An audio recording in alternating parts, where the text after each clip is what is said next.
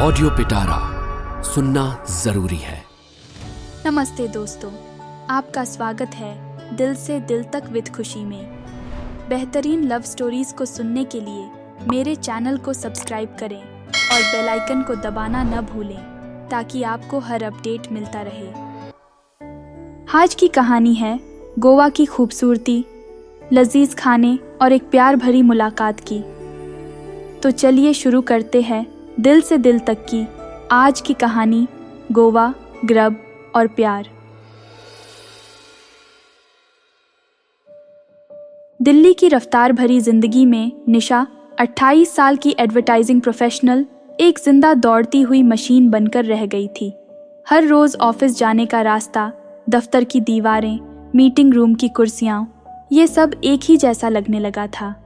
काम का बोझ उसके कंधों पर हर गुजरते दिन के साथ एक भारी पत्थर की तरह जमा होता जा रहा था। उसकी जिंदगी मीटिंग्स, डेडलाइंस और कभी न खत्म होने वाली ऑफिस पॉलिटिक्स के इर्द गिर्द ही घूमने लगी थी। छुट्टियां तो दूर की बात, उसे रात को ठीक से सोने का टाइम भी नहीं मिल पाता था। आखिरकार एक शाम जब निशा थक कर चूर होकर अपने घर लौटी तो उसने अपने डेस्क पर एक छोटा सा ग्लोब देखा। ये ग्लोब उसके बॉस शांतनु का था। शांतनु एक समझदार इंसान था। वो जानता था कि निशा कितनी मेहनत करती है और हाल ही में उसका तनाव चरम सीमा पर पहुंच गया है।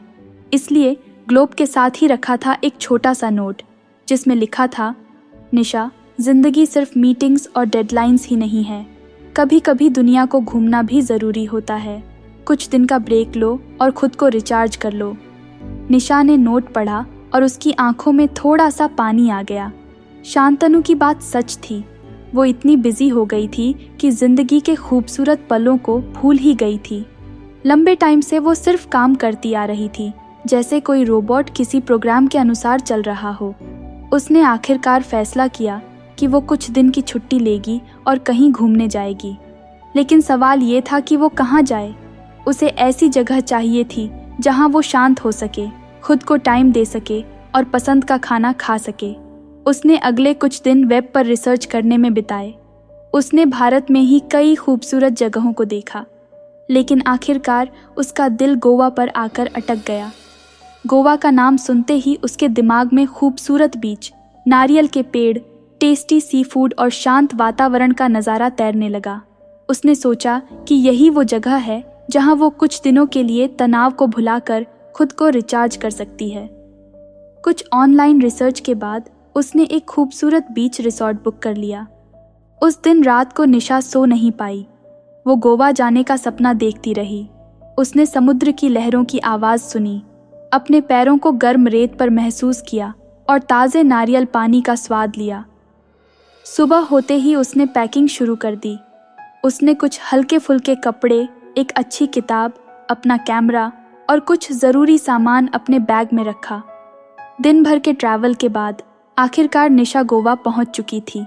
हवाई जहाज़ से उतरते ही उसे हवा में फ्रेशनेस महसूस हुई।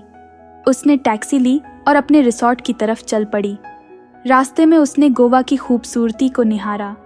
हरे भरे खेत, रंगीन मकान, चर्च का ऊंची घंटाघर और सड़क के किनारे लगे हुए नारियल के पेड़, ये सब देखकर उसे लगा जैसे वो किसी रंगीन तस्वीर के अंदर चली गई हो।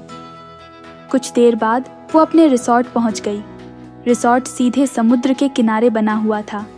लंबे टाइम बाद उसने समुद्र को इतने करीब से देखा। समुद्र का नीला पानी सूरज की किरणों में चमक रहा था। लहरें किनारे पर आकर टकरा रही थीं और उनकी आवाज़ शांत करने वाली थी। रिसॉर्ट के रिसेप्शन पर पहुंचकर उसने चेक इन किया। स्टाफ बहुत ही मददगार था और उसने निशा को रिसॉर्ट के बारे में सारी जानकारी दी। निशा को बताया गया कि उसके कमरे में जाने के लिए उसे एक छोटी सी बग्घी लेनी होगी जो उसे रिसॉर्ट के अंदर घुमाएगी। बग्घी में बैठकर निशा ने रिसॉर्ट के खूबसूरत बगीचों, स्विमिंग पूल और बीच पर बने हुए रेस्टोरेंट को देखा। कुछ ही मिनटों में वो अपने कमरे के सामने पहुंच गई। उसका कमरा एक छोटा सा कॉटेज था जिसकी बालकनी सीधे समुद्र की ओर खुलती थी। कमरे में सामान रखने के बाद निशा बालकनी में आकर खड़ी हो गई। उसने गहरी सांस ली और हवा में घुलती हुई समुद्र की लहरों की आवाज़ सुनी।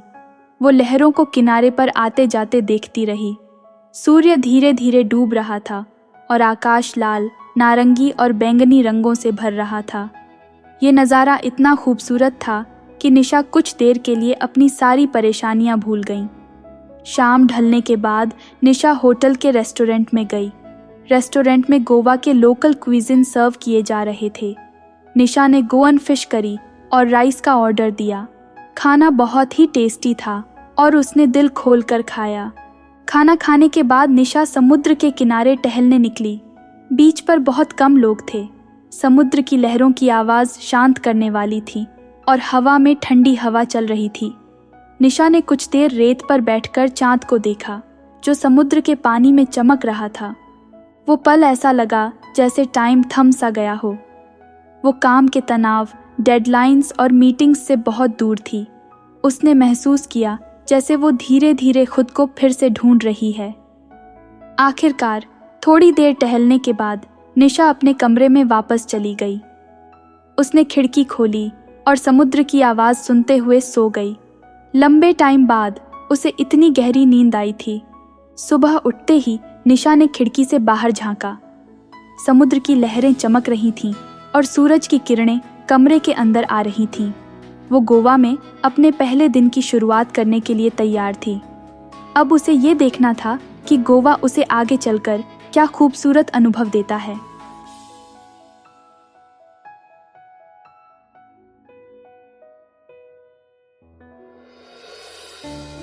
उम्मीद है यह कहानी आपके दिल को छू गई होगी। आपको यह प्यार भरी कहानी कैसी लगी? कमेंट और रेट करके मुझे ज़रूर बताएं और अपने दोस्तों के साथ इसे ज़रूर शेयर करें। अगर आपके पास भी ऐसी प्यार की कहानी है तो मुझे शेयर करें podcast@audiopitara.com पर। और मेरे साथ जुड़े रहने के लिए फॉलो और सब्सक्राइब करें। दिल से दिल तक विद खुशी, available in all major audio streaming platforms.